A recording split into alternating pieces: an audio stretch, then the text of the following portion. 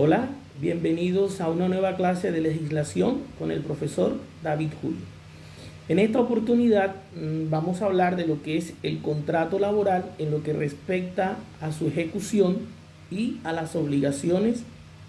que de este contrato se derivan. El artículo 55 del Código Sustantivo del Trabajo establece la obligación de la buena fe como principio para la ejecución de los contratos laborales.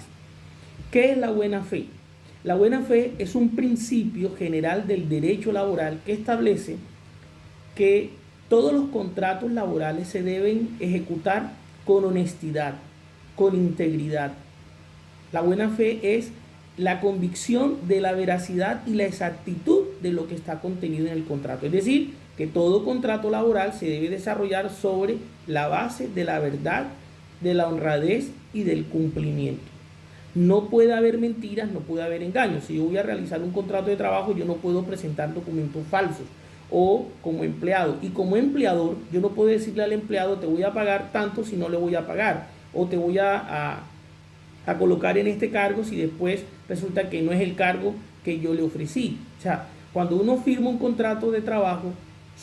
debe obligatoriamente darle vida a ese principio llamado el de la buena fe. El principio de la buena fe hace entonces que el contrato y todo lo que se derive del contrato se cumpla, en especial las obligaciones contenidas en ese contrato. Partiendo de la obligación de cumplir, lo que se establece en el contrato, decimos que el mismo artículo 56, para darle continuidad al texto jurídico,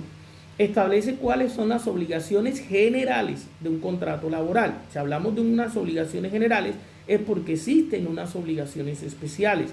El artículo 56 nos dice que las obligaciones generales son en cuanto al empleador y en cuanto al empleado. En cuanto al empleador, podemos decir que las obligaciones generales son la de dar seguridad y protección a sus trabajadores. Es decir, generar las garantías, crear las estrategias, facilitar las herramientas, los instrumentos y los locales, pero sobre la base de la protección y la seguridad del trabajador para que pueda realizar todas sus actividades. Y la obligación general del empleado con respecto al empleador es la de obediencia y fidelidad, es decir, cumplir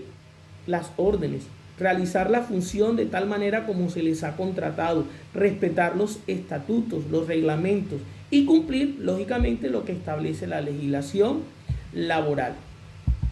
En este mismo sentido, el artículo 57 nos establece cuáles son las obligaciones especiales que tiene el empleador, es decir, poner a disposición de los trabajadores los instrumentos adecuados para que éste pueda realizar sus funciones, procurar a los trabajadores de locales y elementos para su protección contra accidentes y enfermedades profesionales, prestar inmediatamente los primeros auxilios en caso de algún accidente o de alguna enfermedad, pagar los dineros, es decir, pagar los salarios en los plazos, en los sitios y las condiciones acordadas, guardar absoluto respeto por la dignidad del trabajador en su credo,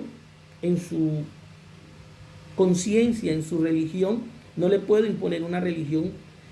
Conceder al trabajador las licencias necesarias para el sufragio, es decir, para votar cuando hayan elecciones, para aceptar cargos de forzosa aceptación,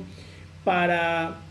actividades sindicales o incluso para asistir al sepelio de sus compañeros. En cuanto a esto, pues tendría que ponerse de acuerdo para que la producción no se detenga. Dar al trabajador cuando lo solicite una certificación del trabajo realizado en la empresa, asimismo, si lo solicita, la realización de los exámenes médicos y cuando el trabajador entró a la empresa se los practicó. Pagar al trabajador los gastos razonables de venida y de establecimiento, si tuvo que cambiar de residencia para poder realizar su actividad,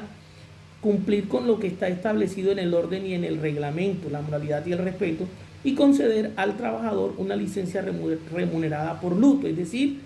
una licencia remunerada por 5 días hábiles cuando fallece la esposa, el papá, el hermano o el hijo. De todos modos, estas obligaciones especiales están contenidas en el artículo 57 del Código Sustantivo. Ustedes deben profundizar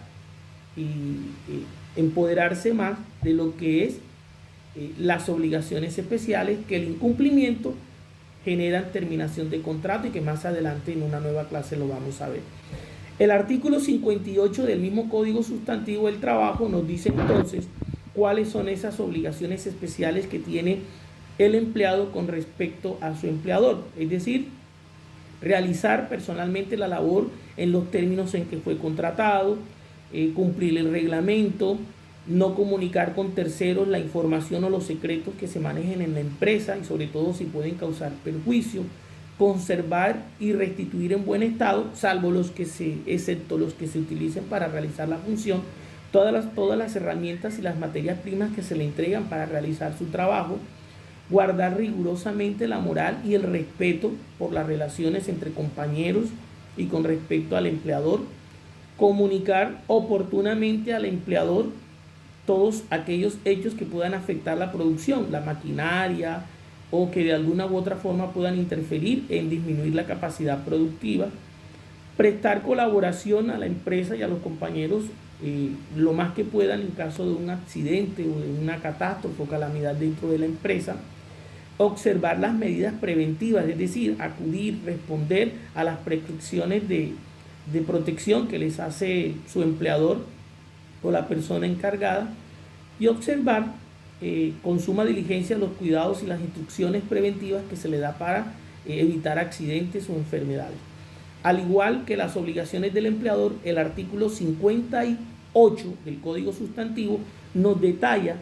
de manera expresa cuáles son esas obligaciones especiales que el empleado debe acatar, porque su incumplimiento puede conllevar a la terminación unilateral del contrato por justa causa y todos los efectos jurídicos que esta terminación pueda traer. Con esto hemos terminado el tema de contrato laboral en cuanto a su ejecución y a sus obligaciones. En la próxima clase vamos a hablar sobre las prohibiciones que tiene el empleador con respecto al empleado y las que tiene el empleado con respecto a su empleador.